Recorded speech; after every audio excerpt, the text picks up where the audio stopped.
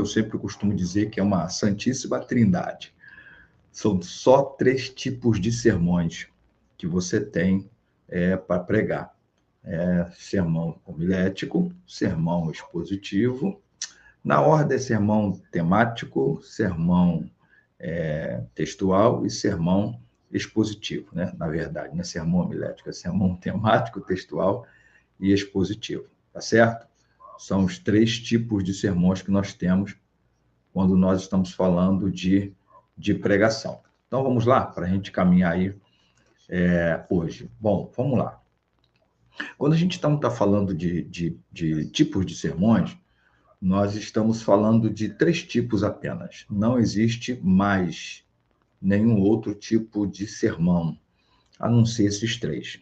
Como nós começamos a dizer aqui. A gente pode chamar de classificação, a gente pode chamar de tipo de sermão, ou tipo de esboço, não tem nenhum problema. Então, nós temos uma tríade, e a tríade é esta: tópico, ou ele pode ser chamado também de temático, o textual, e ele se subdivide em 3 tipos de textual, e o expositivo. A gente, quando começa, então, a falar do sermão expositivo, do sermão temático, nós estamos falando daquele sermão cujas divisões são extraídas do tema. Então, a gente pode dizer que o que é o sermão temático? É aquele cujas divisões principais são extraídas de um tema. Lembrando que todo sermão ele tem que ter um tema. Todo sermão ele tem que possuir um assunto principal e que nós chamamos de tema, e ele precisa ter o seu título, que é o que, na verdade, a gente fica chamando de tema no dia a dia. A especificação do assunto. Então, todo sermão ele tem que ter um tema. Mas quando você vai estruturar um sermão que a gente chama de temático ou tópico, a estrutura desse sermão ela depende primeiro de um tema. Então, num sermão temático, você pode ter o tema primeiro e o texto base e até os demais textos depois. Você precisa, a princípio, de um tema. Você precisa de um tópico, ok? Por isso ele é chamado temático. Esse tipo de sermão ele acaba sendo mais simples, porque é fácil, mais fácil de se preparar, mas também ele acaba se tornando mais perigoso. Por quê? Simples, porque se você tem um tema, deixa eu dar um exemplo aqui rapidinho, antes da gente ver o que está aqui no nosso roteiro. O que Deus espera de mim?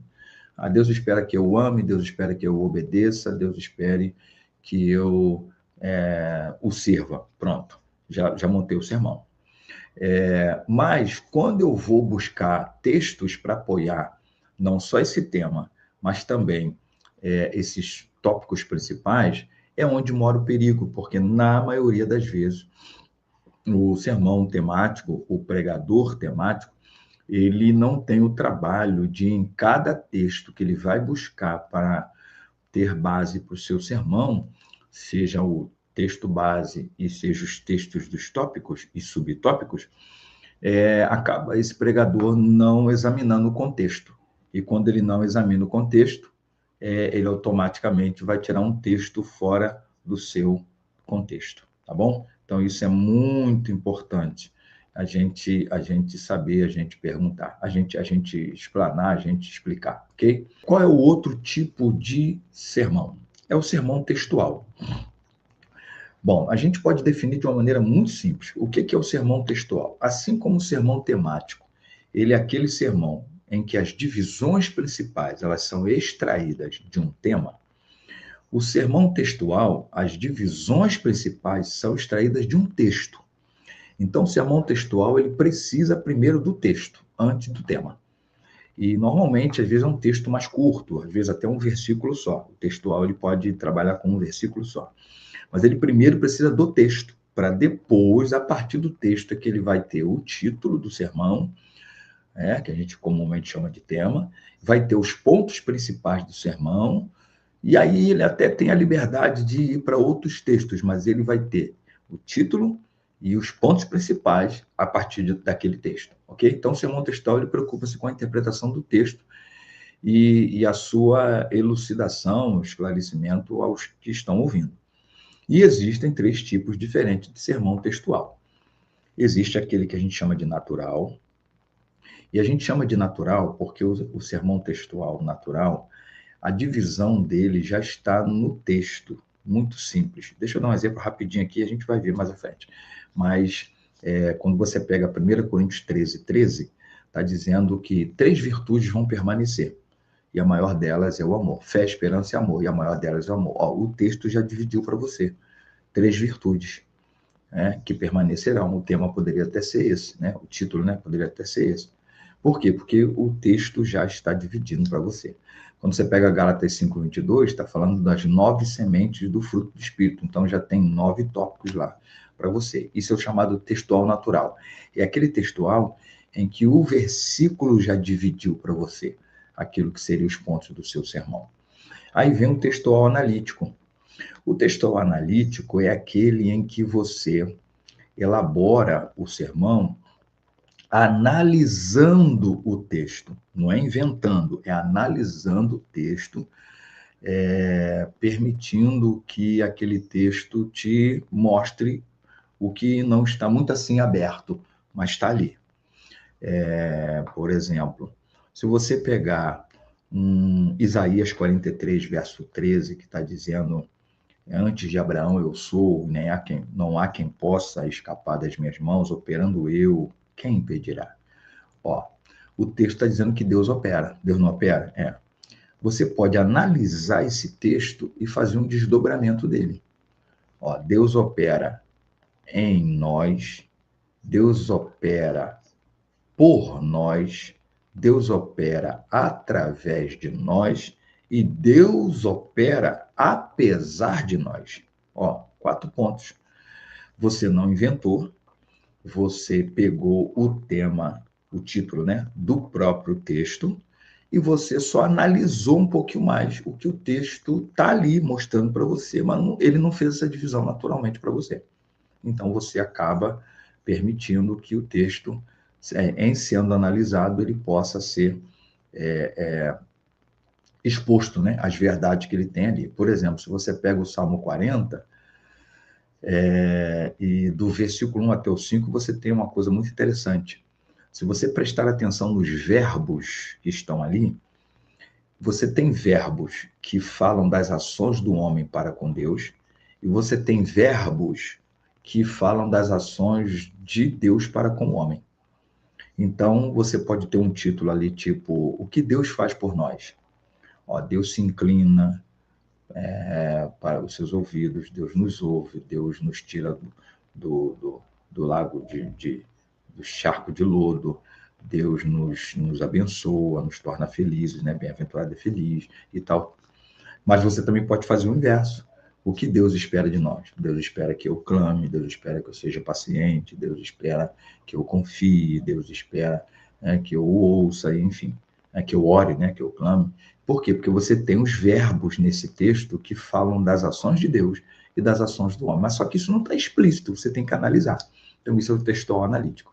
E o textual sintético? O textual sintético, ele é aquele textual em que você não quer pregar de uma maneira mais expositiva, quer dizer, trazendo mais detalhes do texto, mas você quer resumir um texto grande e pregar, sei lá, em 3, 4 tópicos só. Um exemplo aqui é Lucas 15. Lucas 15, com 30 e poucos versículos, você não quer pregar sobre a dracma, depois pregar sobre a ovelha perdida, depois pregar sobre o filho pródigo. Você quer falar de 3 coisas perdidas. E aí você pode simplesmente fazer uma síntese do capítulo inteiro.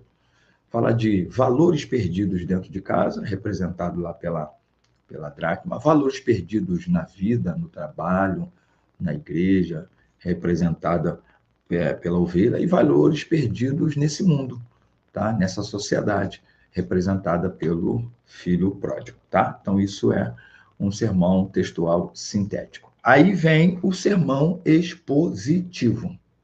O sermão expositivo, ele é o sermão que, aqui eu coloquei que, segundo a maioria dos pregadores, este é o tipo de sermão que é mais difícil e mais complexo de elaborar. Eu diria que não que seja o mais complexo, mas ele é o mais difícil, Por que o mais difícil? O difícil que quero dizer é que ele te vai dar um trabalhinho, porque ele vai te exigir tempo.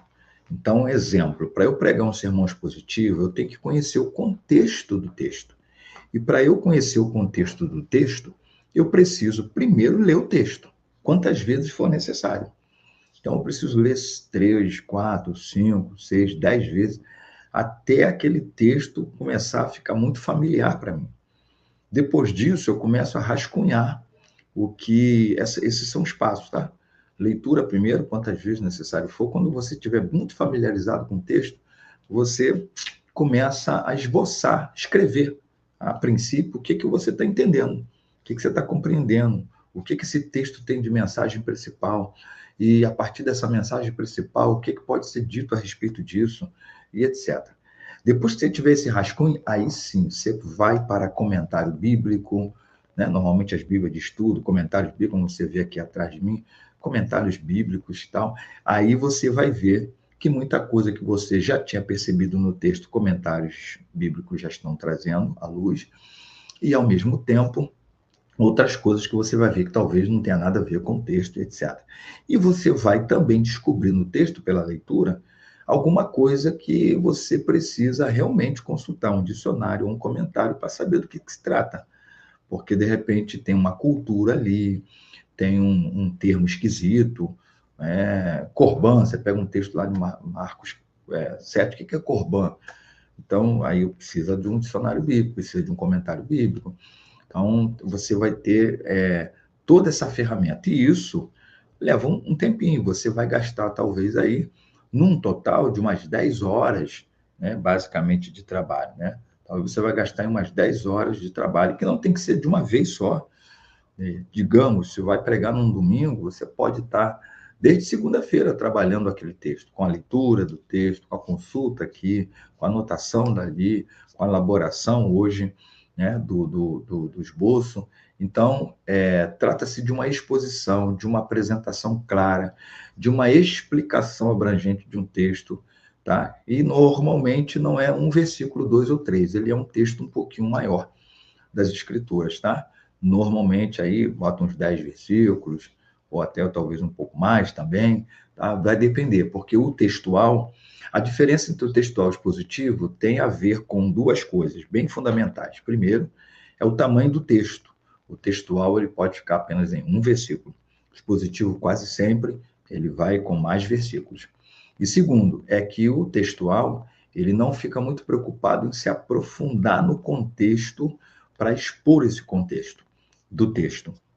Ele vai ficar mais preocupado com o título e com os tópicos extraídos do texto.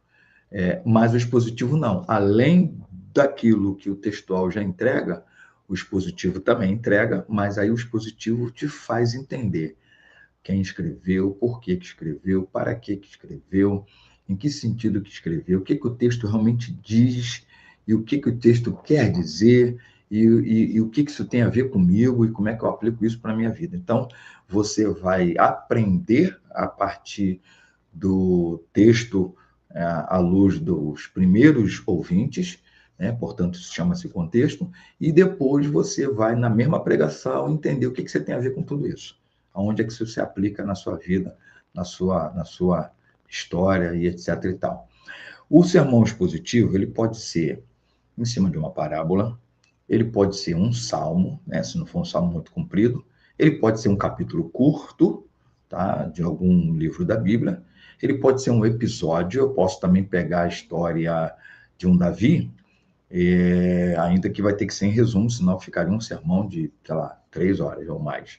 Mas eu posso pegar a história de Davi e falar de tudo que o livro de Samuel fala sobre Davi, eu posso falar de Davi, pegar os pontos de Davi, chamada de Davi, perseguição que Davi sofreu, coroação de Davi, as guerras de Davi, o final da vida de Davi, eu posso fazer isso. E posso também pegar um livro, como eu acabei de dar o exemplo de Abacuque, eu posso pegar um livro como Filemão, tem 25 versículos, Obadias, tem 21 versículos, segundo e terceiro João, um tem 13, outro tem 15 versículos. Eu posso pegar um livro inteiro, né, e fazer um sermão de um livro inteiro. Isso também é possível, ok?